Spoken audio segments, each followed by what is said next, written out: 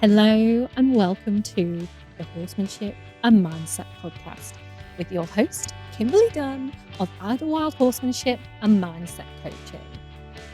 This podcast is here to bring you the very best in tips, tricks, and advice to help you better understand yourself, your mindset, and your horse, because your horsemanship starts with you. Let's go.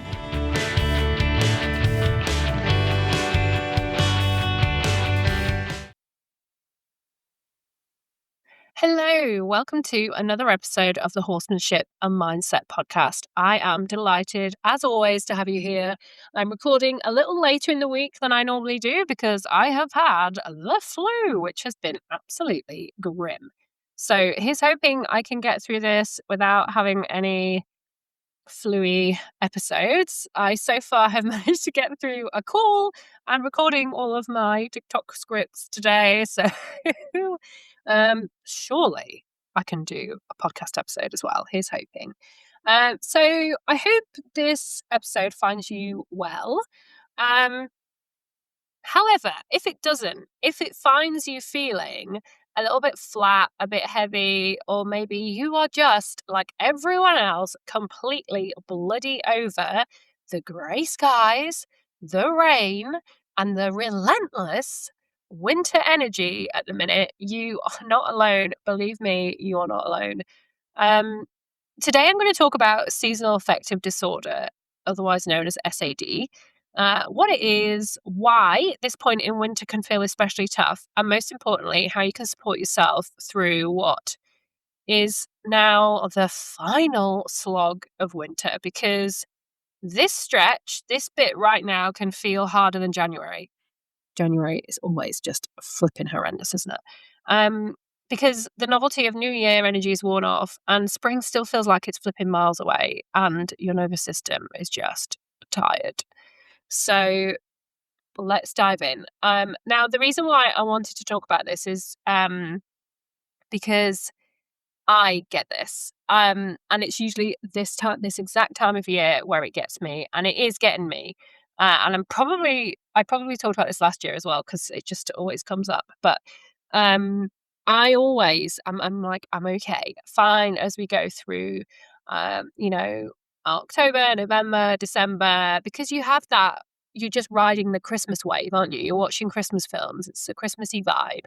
You get into January. January feels like the longest month ever.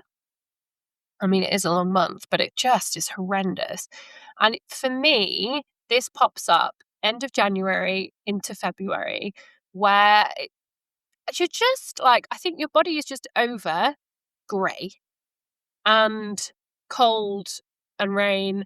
And I know for horse people in particular at the minute, oh God, it's been tough because of all of the flipping rain that we've had, especially in the UK. It has been so bad.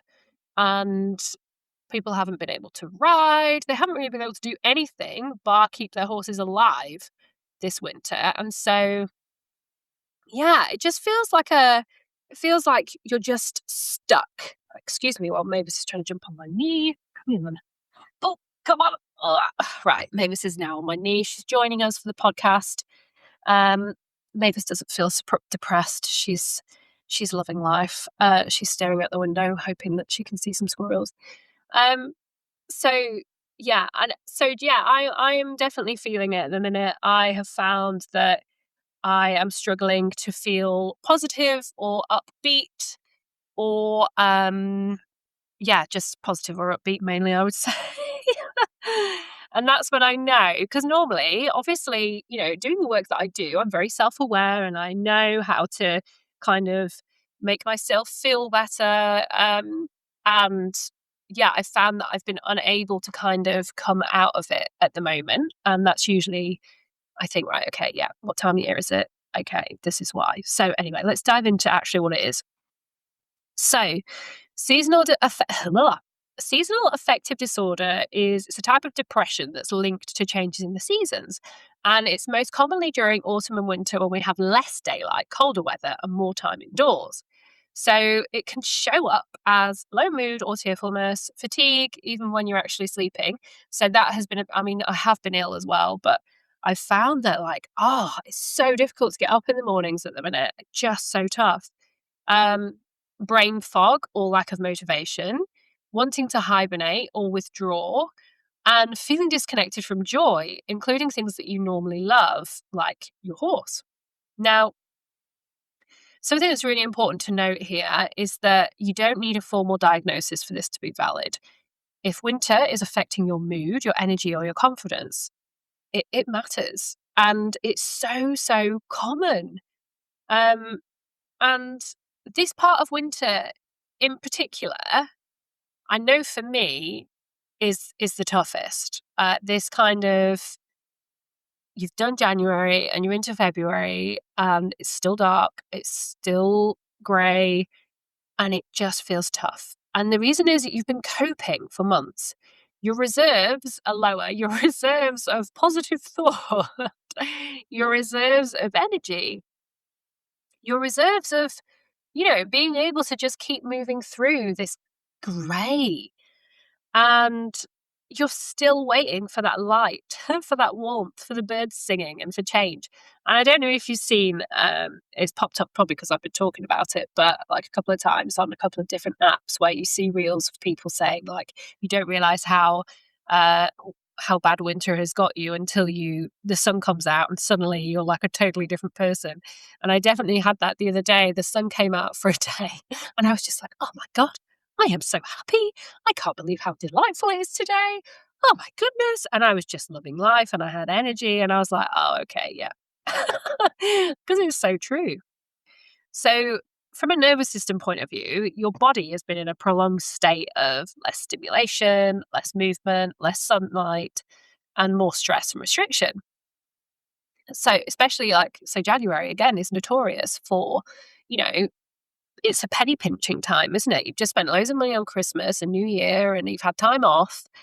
And January is a long, long month. And so there's that little bit of financial stress. And again, like I have just moved.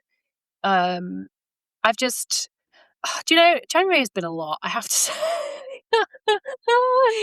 Because I've moved. And yeah, it's just, although that is an exciting time as well, it's also been, it's been a lot for my nervous system, more than I thought it would be, to be honest.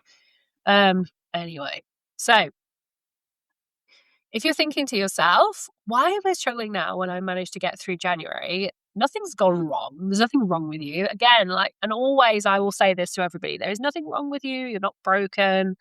Your system is just tired. It's just flipping tired of this shit.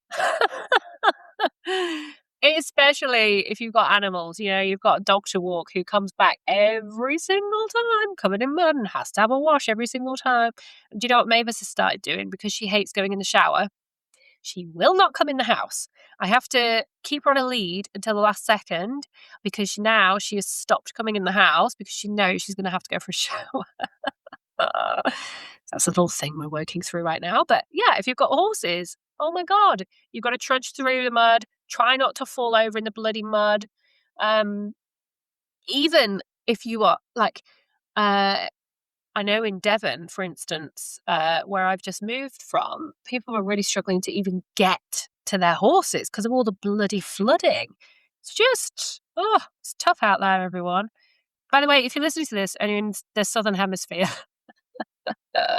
this means nothing to you and you're probably having a lovely time. So please send us your sunny vibes if you're listening from somewhere else. And good for you. Good for you that you've got long days and sunshine right now. Okay, so, right, I've got a bit of a survival guide because we're in the final slog. It is the last slog, everyone. We're nearly there. We're crawling to the finish line. We're nearly there. So let's look at how we can support ourselves through this last stretch gently, realistically, and without forcing positivity on ourselves, because I know that just feels like nothing right now. Like, for instance, for myself, I could be like, just come on, keep looking for the silver linings. it's not always that easy. And sometimes, like, when you're feeling your lowest as well, that's when you have the least enthusiasm for looking for good things. Anyway, so number one, lower the bar. This is not the time for I feel like this one was written for me. This is not the time for reinvention. Aim for maintenance, not transformation. If you are getting through the day, if you're keeping your horses alive right now, that is enough. That is okay. It has been, I'm not going to get into the whole climate change things, but it's been a particularly tough winter, especially like in the UK, we've had crazy weather. It's been tough. And it's okay if you're just keeping your horses alive right now. Those longer days are going to come. Just keep slogging on. Number two, light exposure matters more than motivation. So how can you bring some more light into your day? I have got a sad lamp in my drawer, and I keep saying to myself, I'm going to get it out. Have I got it out yet? I have not. I'm going to go get it out right now and stick it in front of my face. Because even 5 minutes of daylight, or if you have a sad lamp, first thing in the morning, oh dear, this is too late for me. I need to get it out, so I put it on first thing in the morning. Can help you regulate mood and circadian rhythm. So you don't have to like pressurize yourself into getting out for long walks or anything, but just getting outside counts. So putting your face outside of your house in the morning, which you're probably doing anyway with the horses. If you've got a sad lamp, get that out, stick it in your face for 5 minutes, and that will help. Number three, warmth is regulation. So warmth actually is something that will help you feel regulated, that will regulate your nervous system and signal that you can calm down. So things like warm drinks, layers, hot showers, heated blankets, hot water bottles. Your nervous system reads warmth as safety. So think about how you can like add more of that into your time as well. If you're finding that you feel tight, your muscles feel tight, you're tense, get a hot water bottle on the go, make a hot chocolate, lean into that coziness. Number four, name it instead of judging it. Try not to judge yourself. So things like, this feels like a little winter fatigue instead of, what's wrong with me? Because language matters, especially with yourself. So again, like I'm trying to be kind to myself and compassionate and not be like, come on, Kim, you know this, you know all of these ways that you can help yourself right now. Like it is okay to just be, it's okay to experience these feelings. Just remember you are human.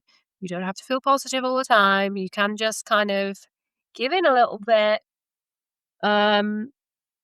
And just know that you're going to ride through it. That I think that's the most important thing really, is to know that it's temporary. So I'm going to be around forever. 5, borrow regulation when yours feels low. So this might be a bit of breath work. This might be a bit of yoga. It might be doing some tapping. I do have, remember, if you go to my YouTube channel, I have a load of tappings on there. It might be a bit of hypnosis. Maybe you want to sign up and work with me. It might be movement in general. You know, maybe stick on a good song and have a dance around or something. Or it might be someone else's calm presence. It might be just spending some nice time with your horse in stable. You don't have to self-regulate perfectly on your own, but bringing it in is going to help. And I just want to kind of bring in a few other things like that I've been trying to lean into, which is like being careful what you consume. Not necessarily, I mean, yeah, obviously, like literally as in food, but also like on TV and social media and stuff. I've been watching a lot of just feel good, escapism-y TV programs, like a few recommendations. Obviously, the new series of Bridgerton is on, which, you know, is escapism and just wonderful anyway. There's, and just like, you know, like light comedies. There's a really good series on Netflix at the minute called Younger. which is like 25-minute episodes. There's about 7 seasons, and I'm well into that because it's so easy to watch. Things like Emily in Paris and just stuff that's easy breezy. You don't have to concentrate too much. It's feel good. It's a different world. Highly recommend diving into all of those things, just to help you kind of switch off a little bit. So maybe lean away from, grim, morbid things and step into more kind of happier, lighter, different world reading, of course, always helps. I will always be recommending romantasy books for a bit of escapism. So yeah, things like that, bringing in a bit of coziness. Again, I think I said this at the beginning of the winter, but fairy lights, candles, hot drinks, hot water bottles, just embracing that little hibernation kind of a vibe just for the last little slog before we're more kind of outside and enjoying our time outside. Think about changing your inner world in the house a bit so that, you've got that coziness and you can lean into that for this last little slog. So just a gentle reframe before we close off on that I'd like you to kind of take on is that just because things feel hard right now, it doesn't mean that you're undoing progress. It doesn't mean that you're going backwards or that you're stuck. Remember, this time is a season and it is temporary. All that's happening right now is that your system is just asking for a bit more support, some compassion, and fewer expectations on yourself. Because winter can make everything feel permanent. It might feel like you're stuck in this forever. The grey skies are never going to leave. But remember, it's a season. This phase is going to shift. This feeling will shift. It is not permanent. And I'm saying that as much to myself as I am everybody else. So this brings me nicely into something that I wanted to share with you. So if you are feeling emotionally heavy right now, if you feel like you're disconnected from yourself, from your horse, or like your confidence in yourself or with your horse has taken a knock this winter, the Enlightened Equestrian is designed exactly for this moment. EEP supports your nervous system, your mindset, and your confidence in a way that is gentle, grounded, and sustainable, and fully supported each and every step of the way, especially when forcing yourself just isn't working anymore. I cannot emphasize enough the change that people go through inside this program. I've just finished working with a couple of clients inside the program, and the change that I have seen in them over the last 12 weeks has been insane.